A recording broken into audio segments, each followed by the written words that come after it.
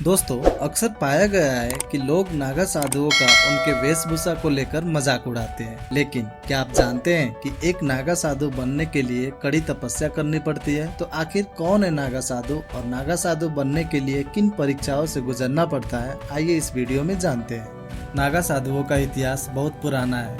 आदि गुरु शंकराचार्य ने 8वीं शताब्दी में इस परंपरा की स्थापना की थी। नागा साधु बनने की प्रक्रिया बहुत जटिल होती है।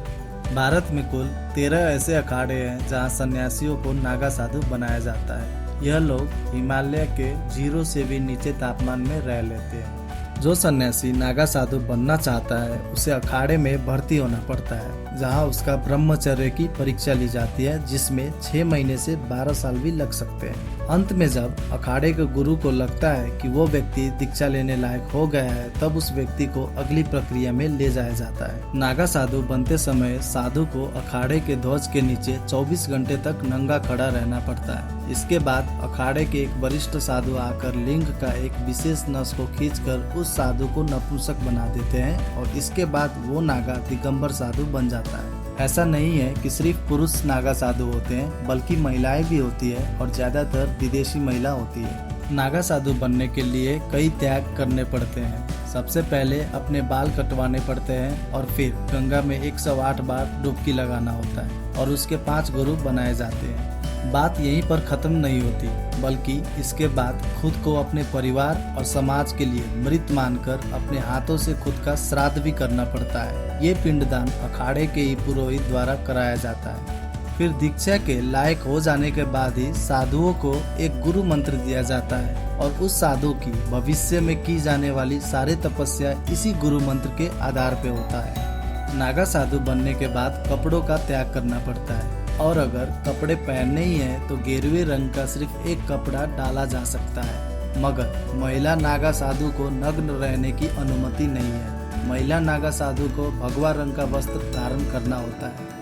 नागा साधुओं की ट्रेनिंग किसी कमांडो ट्रेनिंग से कम नहीं होती। नागा साधुओं को सिर्फ साधु नहीं बल्कि एक योद्धा माना गया है।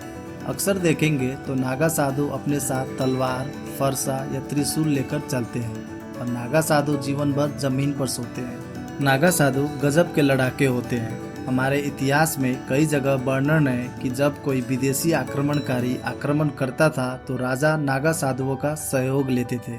नागा युद्ध कला में पूरी तरह माहिर होते हैं। आपको जान के हैरानी होगी, लेकिन नागा साधु दिन में सिर्फ एक ही समय भिक्षा मांगकर खा सकते हैं। दरअसल उनको कुल 7 घर में भिक्षा मांगने की अनुमति होती है, लेकिन अगर 7 में से किसी भी घर से भिक्षा ना मिले तो इन्हें पूरा दिन भूखा ही रहना पड़ता है। नागा साधुओं को हर सुबह स्नान करना होता है और इसके बाद अपने शरीर पर भस्म लगाकर रुद्राक्ष धारण करना होता है। एक और जरूरी बात, नागा साधु अपने तिलक पर बहुत ध्यान देते हैं और उनकी कोशिश रहती है कि हर दिन एक ही जैसा तिलक लगे। नागा साधु को अपने पास चिमटा रखना बहुत जरूरी होता है, क्योंकि धुनी रमाते समय सबसे ज्यादा जरूरत चिमटे की ही पड़ती है और ये चिमटा साधुओं के व्यक्तित्व का एक अहम हिस्सा होता है। साधुओं में भी पद और अधिकार होते हैं। समय अनुसार इनके पद बदलते रहते हैं। जैसे नागा साधु के बाद महंत, श्री महंत, जमातिया महंत, थानापति महंत, पीर महंत, दिगंब श्री, महामंडलेश्वर और आचार्य महामंडलेश्वर। अक्सर नागा साधुओं को कुंभ के मेले और हर साल महाशिवरात्रि के समय नेपाल के श्री पशुपतिनाथ मंदिर में देखा जाता है। और आश्चर्य की बात यह है कि इसके बाद ये रातों रात गायब हो जाते हैं और ये जंगल के रास्ते ही अपना सफर पूरा करते हैं। तो नागा साधुओं के बारे में आपको ये वीडियो कैसा लगा, कमेंट करके जरूर बताएं। ऐसे ही रोचक बातें जानने के लिए चैनल को सब्सक्राइब जरूर कर लें।